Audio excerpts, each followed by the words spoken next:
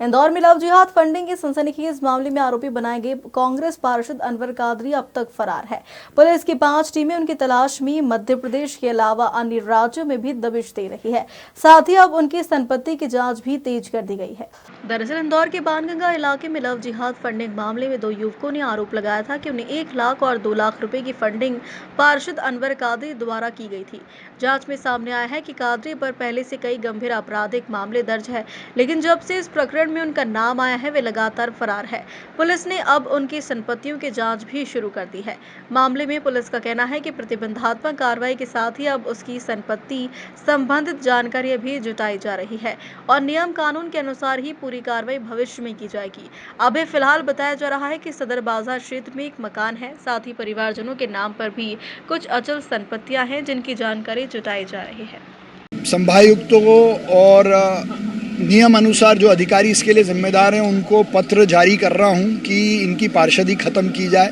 जिस प्रकार का इनका इतिहास रहा है और जो वर्तमान दिख रहा है, जो सीधे तौर पर लव जिहाद को प्रमोट करने की बात सामने आ रही है, तो ऐसे व्यक्ति का पार्षद बने रहना ये नगर निगम के खिलाफ है। ऐसी कांग्रेस करती थी, कांग्रेस के लोगों के रिकॉर्ड इस बात के लिए, इसलिए उनके सारे नेताओं जमानत पे चल रहे हैं। वो क्या कर रहे हैं, उनको छिपी हुई बात है क्या?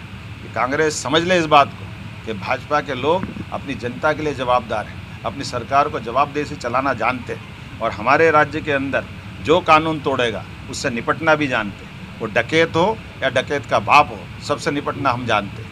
हमने कहा है हमारे प्रशासन के साथ कि आप ढूंढिए और नहीं जहाँ मिलते हैं वहाँ पकड़िए और नहीं आता हाथ में तो जो मर्जी आए करिए, लेकिन हर हालत में कानून के शासन को मानने के लिए हम सब प्रतिबद्ध हैं। मैं मान के चलता हूं कि निश्चित रूप से इसका ध्यान सब रखेंगे। बहुत बहुत धन्यवाद।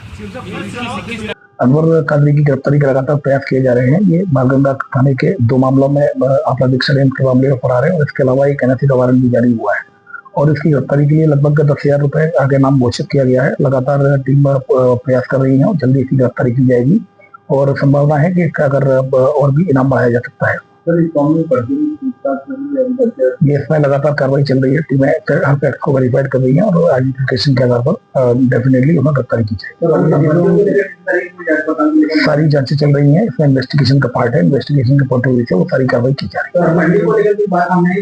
देखिए अभी जब तक वो मिलेंगे नहीं, जब तक वो मिलेगा नहीं आरोपी से जब तक पूछताछ नहीं होगी और भी कई फैक्ट्स हैं, क्योंकि इन्वेस्टिगेशन पॉइंट ऑफ व्यू से ये सब चूंकि बताना जो आवश्यक है।